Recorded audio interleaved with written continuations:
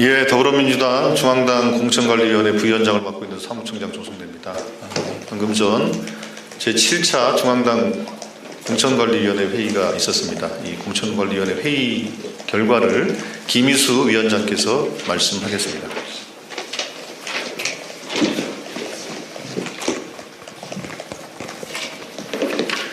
안녕하십니까. 더불어민주당 중앙당 공천관리위원장 김희수입니다. 주말의 발표에도 깊은 관심을 보여주신 언론인 여러분께 감사드리며 발표를 시작하겠습니다. 오늘은 두 지역의 후보 심사 결과를 말씀드리겠습니다. 먼저 제주 특별자치도지사입니다. 심사 결과 공무원 후보 3명 전원을 경선 후보자로 선정했습니다.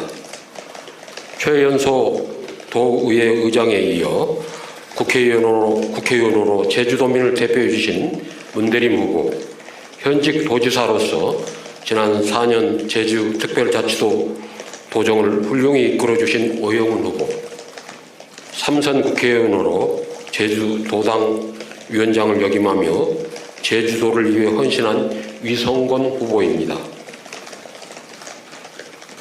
다음으로 전북특별자치도입니다. 심사 결과 역시 공무원 후보 전원을 경선 후보자로 선정했습니다.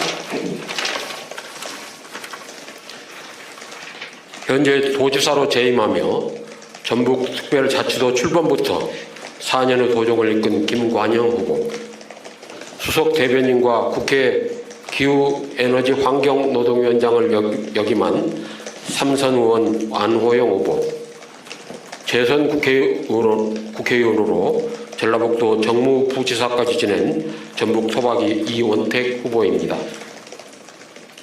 모쪼록 경선에 나설 후보자들 모두에게 국민 여러분의 뜨거운 관심과 격려를 간곡히 부탁드립니다. 이상으로 공천 심사 결과 발표를 마치겠습니다. 감사합니다.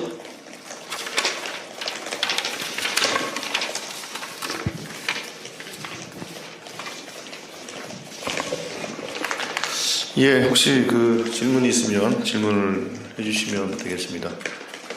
질문 있으신 기자분들에게 손을 들어주시면 마이크를 제가 전달해 드리도록 하겠습니다. 그러면 소속을 좀 말씀해 주시고 질문해 주시기 바랍니다. 예, 질문 받겠습니다. 없어요? 저 뒤에 먼저 하셨네요. 제주도의 재민일보 윤승빈 기자입니다. 저희 경선 일정과 관련해서요. 제주도는 조금 4.3이라는 좀 특수성이 있기 때문에 각 후보들이 경선 일정을 좀 조정해달라고 요청한 걸로 압니다. 그게 좀 받아들여지고 있는지 여쭤보고 싶습니다. 예, 그렇습니다. 당연히 4.3 그 즈음에서 경선을 치르지는 않을 거고요. 아마도 오늘 경선이 결정이 됐지만 그동안 쭉 했던 경선 스케줄 등을 고려했을 때 4월 3일 이후에 좀 치러지는 것으로 아마 그렇게 정리가 될 것 같습니다. 구체적인 경선 일정은 선관위에서 검토하겠습니다만 아마 4월 10일 정도는 지나야 경선이 되지 않을까 싶습니다. 네, 저 뒤에. 네, 한라일보 구미현 기자입니다. 제주 문대림 후보 국회의원의 감점 여부, 감산 여부하고요. 경선 방식은 그냥 3인 경선, 권리당원 50%, 여론 50% 이렇게 되는 게 맞나요? 예, 먼저 특정 후보에 대해서 가감사 문제에 대해서는 말씀을 따로 드리기는 어렵습니다만 여러 가지 이의 신청 같은 것들이 있었습니다만 기존의 가감사대로 적용된다. 이렇게 이해하시면 됩니다. 변경은 없었습니다.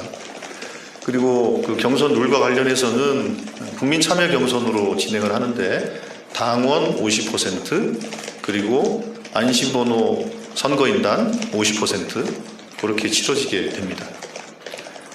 제주의 경우에는 예비 경선이 없기 때문에 바로 본 경선이 되고 혹시 과반 득표자가 없으면 이제 결선을 진행하게 될 겁니다.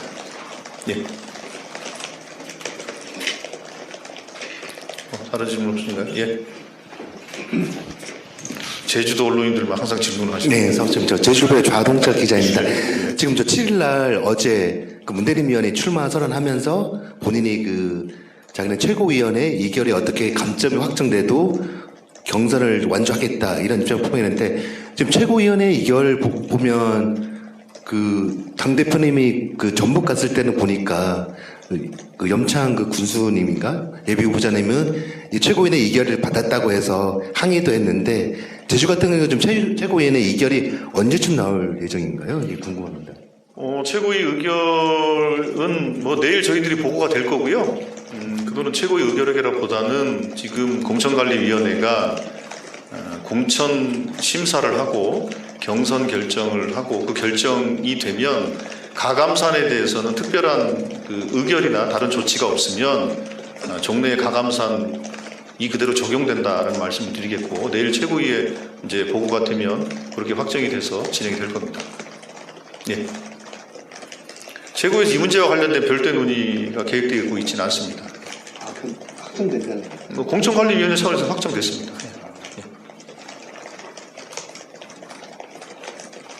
뭐 제주도 언론인 말고는 뭐 궁금하신 분이 없습니까? 뭐 전북 언론인 안 계세요? 이럴 줄 알았으면 미리 예고를 좀 했어야 되나? 예. 한겨레. 주세영 기자입니다.